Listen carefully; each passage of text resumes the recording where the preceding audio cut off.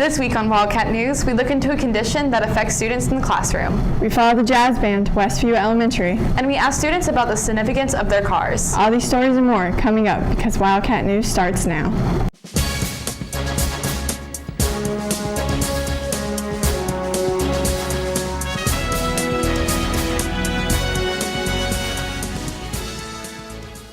Good morning, West Johnston. I'm Allison Wade. And I'm Miranda Bean.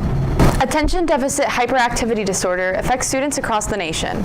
Can you make it to the end of the video?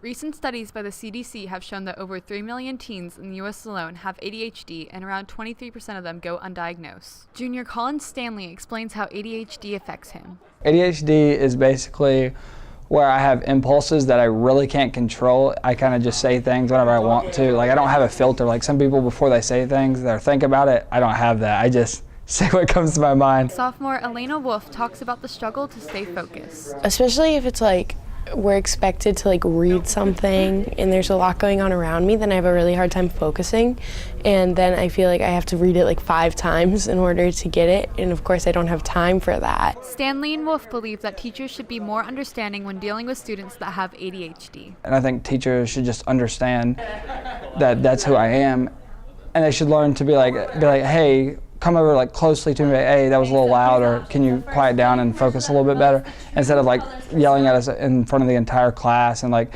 making us embarrassed. There's definitely such a firm classroom environment that's supposed to be followed, and that just doesn't work for everybody, and they just kind of ignore that, I feel like. I'm Allison Wade, Wildcat News. Thanks, Allison. Last week, the band played jazzy rhythms for a group of elementary schoolers. Mason Butcher reports.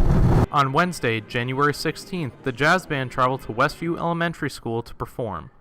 Senior Cameron Burton believes the show served as a nice break away from class. I mean, 1, it would get me out of class, and 2, it's free music and entertainment, so whether they looked at it as a, oh, I want to go and do band in middle school sort of thing or not, is kind of a fun, chill session from their regular class stuff. Westview Elementary School Principal Shanitra Mangum believes the children took a lot away from the performance. My students were just so excited about seeing the bigger kids and the instruments, and when Mr. Meade really broke down the different instruments and how each of them is played and which ones are in the jazz band, all the kids kind of like looked up and they were trying to figure out, oh, I want to play that, I want to play that. Burton enjoyed performing for the kids. A lot of the kids were like getting up and dancing, or like they'd start doing like pretending they were playing instruments themselves. So I feel like it put that interest in their head of, hey, maybe this could be something that would be fun to do. Mangum believed this show opened the children's eyes to the opportunities in high school. They have strings, so that's one opportunity, but the endless possibilities that you have at middle school and high school is a bit different. So to see that and have kids have that expectation so that when they go to middle school, they'll be prepared to say, oh, okay, I want to play the saxophone, or I want to play the trumpet. That was so cool because they got to experience that in elementary school. I'm Mason Butcher, Wildcat News. Thanks, Mason. Some students' vehicles are more than just a ride to school. Caroline Carlson reports.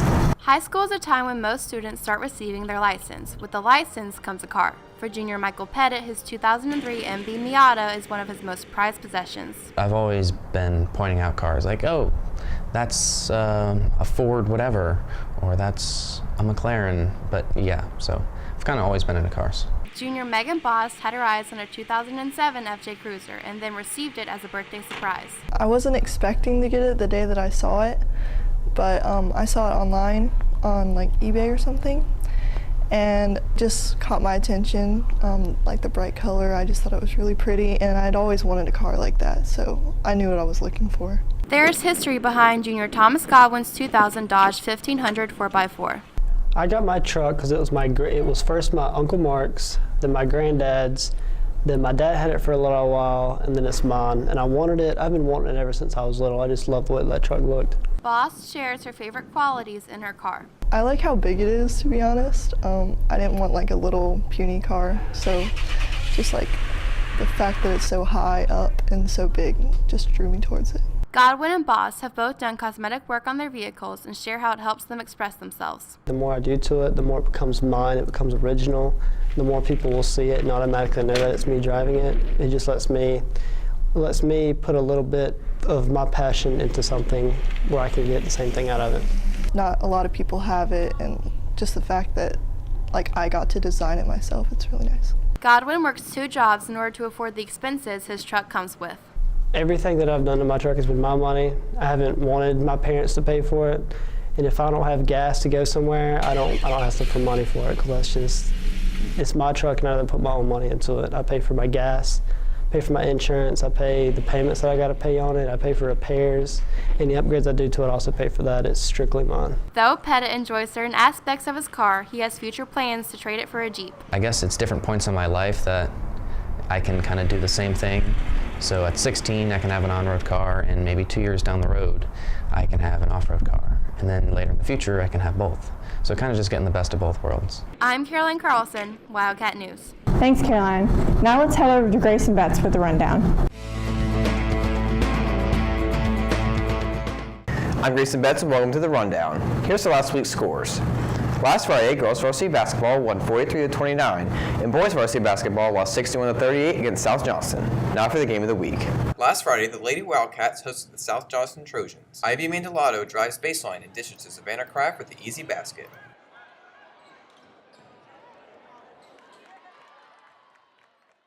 Megan Bennett runs the baseline to get an open 3.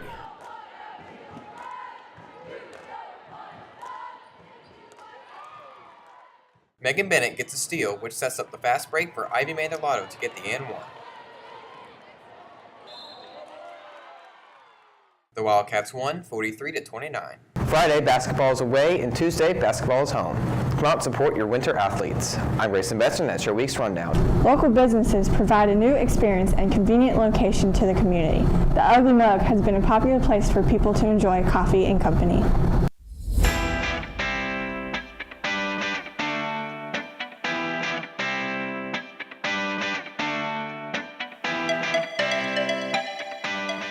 We've been here for 2 years now, and our business has grown substantially since we first opened our doors, and it just continues to get busier. My husband and I got married and moved to the area, and there was not a single coffee shop around, so we decided to open one, and we just really enjoy doing off-the-wall kind of funky things. It is very rewarding. We get to know a lot of our customers on a first-name basis, and their families, and they bring their families who live out of town here whenever they come into town. But we also get to know like students like yourself and see you on a regular basis and see how you guys have progressed over time. My husband and I did all of the decorating on the inside. My mom is an interior designer, and he and I both have just kind of an off-the-wall, funky flair. We both have a knack for making something new out of something old, and so we took a lot of items that we found on Craigslist and just really crazy kind of things, like the light fixtures that you see here are not like fixtures that you see usually anywhere else. And just the crazier the better. Like if we can put it all together and somehow seamlessly allow it to match, that's what we decided to do. One of the things I feel like that makes us a little bit different than other coffee shops is our customer service and how we get to partner with everybody in the community. Having the experience whenever they come in and us getting to know you, I feel like really goes a long way for everyone. But also just from a drink base, we offer a million different flavor combinations that not a lot of coffee shops offer.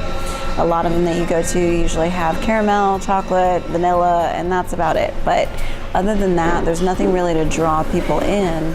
So I feel like with our flavor combinations, we're always adding things. Like this spring, we're talking about adding nitro cold brew as well as bubble tea to our menu, so that that'll give something new and fresh to everyone who has come in, and constantly revising that.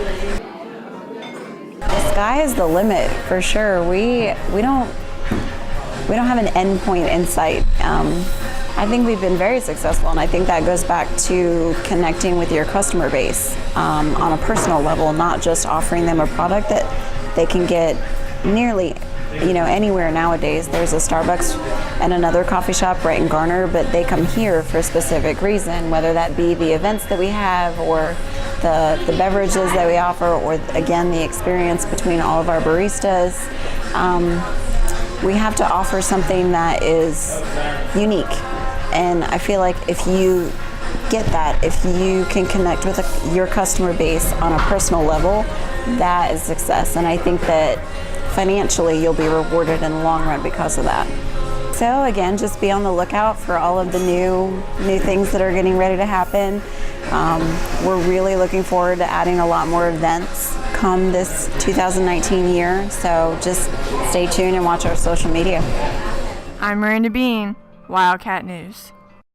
Well, that's all for us this week. If you have any comments, questions, or story leads, email us at wjstudentmedia@gmail.com or send us a tweet at wjstudentmedia. And if you want to watch Wildcat News at home, on the go, or catch up on past episodes, go to wjstudentmedia.com or subscribe to our YouTube channel. I'm Miranda Bean. And I'm Allison Wade. Thanks for watching and have a great week.